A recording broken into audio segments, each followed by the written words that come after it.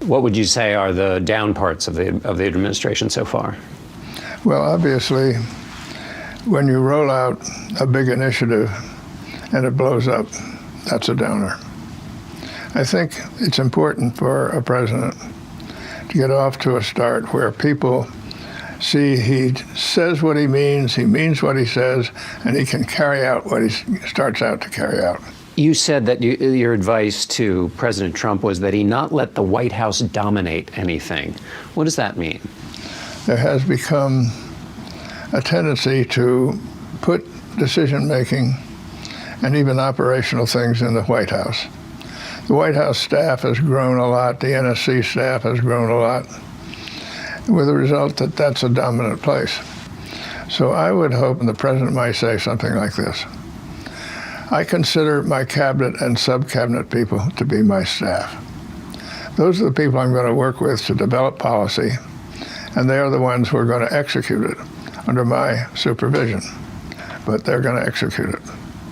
When you do that, you get good people, you get all people who've been confirmed by the Senate, and you get better policy, and you get better execution. What are the upsides of having been in business and coming to Washington? And then what are the ways in which Washington doesn't work the same way, since we've got a businessman as president now? Mr. Tillerson called me up. I don't know him.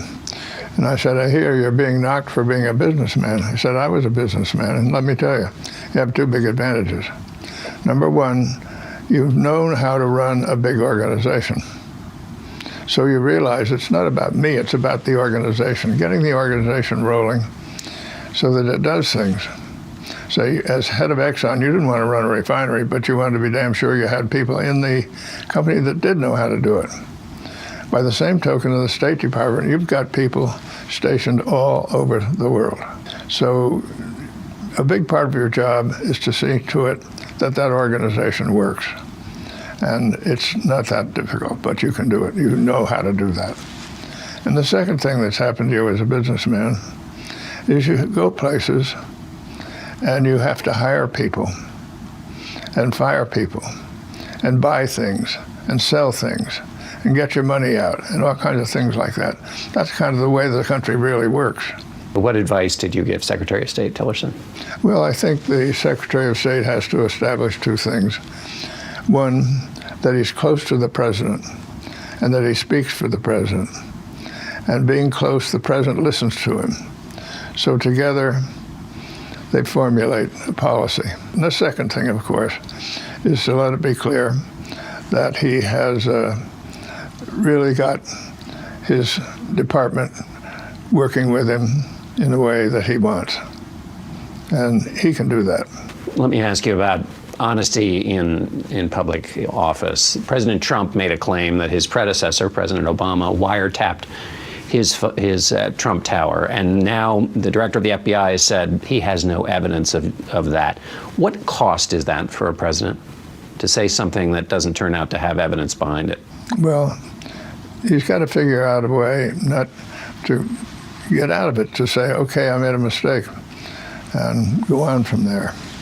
Because you've got to establish an atmosphere of trust. Trust is the coin of the realm. And you need to do that with other leaders or people you're going to deal with, including your adversaries. I go back to my days in Marine Corps boot camp at the start of World War II. Sergeant hands me my rifle.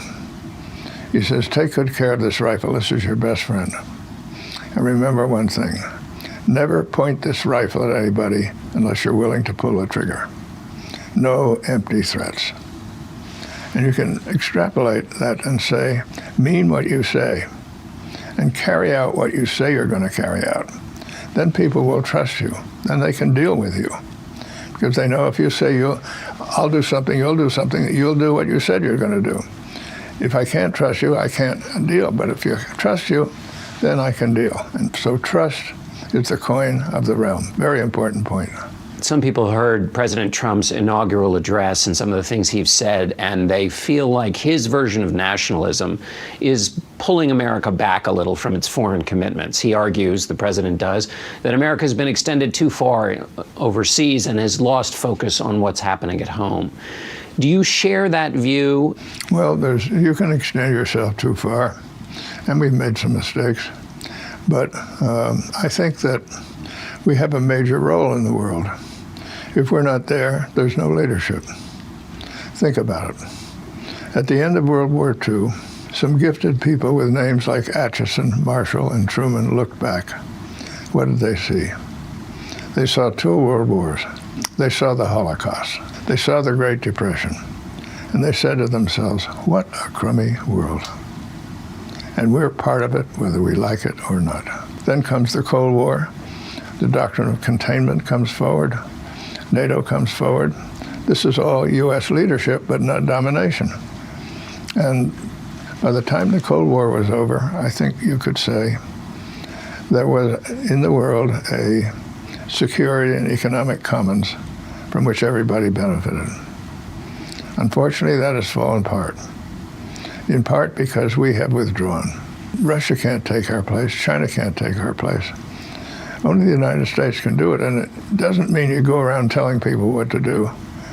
I think to some extent our Afghanistan and Iraqi experience should teach us something about that. But you go around the world trying to make life better, because a healthy world is to our advantage. What do America's allies need to hear right now? Well, they need to hear that we're in the alliance, full bore. And they've been hearing that, I think. Last question. You wrote a book, I believe it was called Things on My Mind. Learning from experience. What else is on your mind these days? Well, I have 5 great-grandchildren, and I watch them. They don't walk anywhere, they run. They're curious about everything, and they're so much fun. There's so much life in them. And I look at them and I say to myself, what kind of a world are they going to inherit? And is there anything I can do that will make it a little better? So that's my main motivating spirit.